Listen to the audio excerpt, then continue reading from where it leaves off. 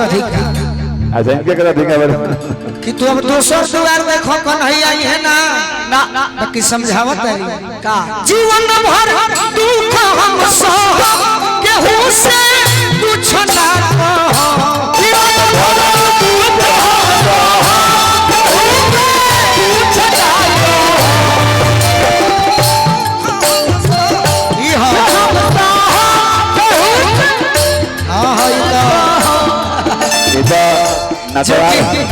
नटवार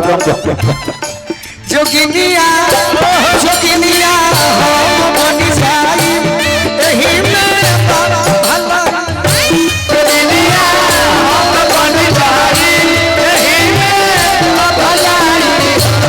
जोगिनिया हो बनी जाई एही में बहुत सुंदर जोगिनिया हो बनी जाई एही में बाबा भलाई एगो छोटू भैया अपना मन से अंजनी चाचा तार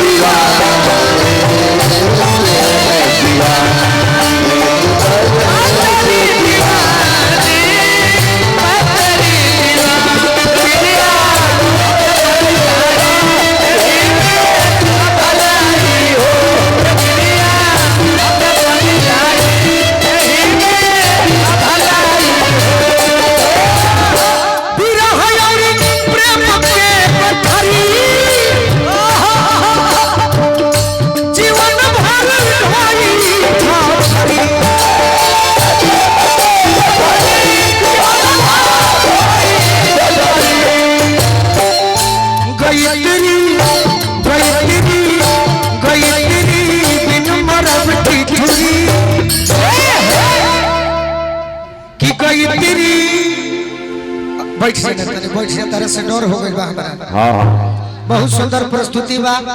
खूब आगे बढ़ो इतना कम उम्र में मंच पर है वाला जेकर डर खत्म होला माई सरस्वती की कृपा तहरा पर खूब बनो और फिर हमारे भाई लोग आई तो वो लोग जोरे खड़ा रहे खूब सुंदर अरे प्रेम के गोठरी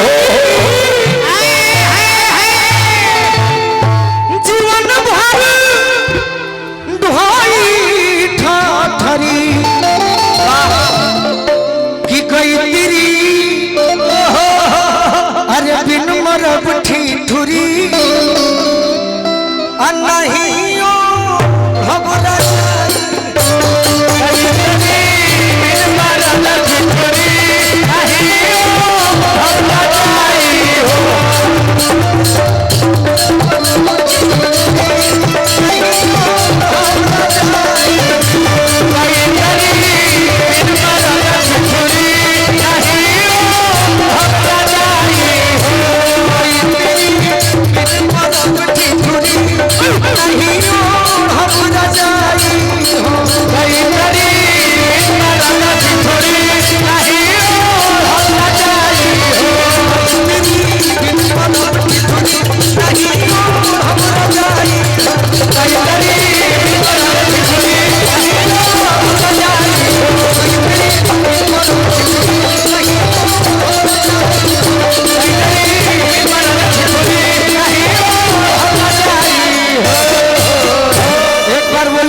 भगवान की जय।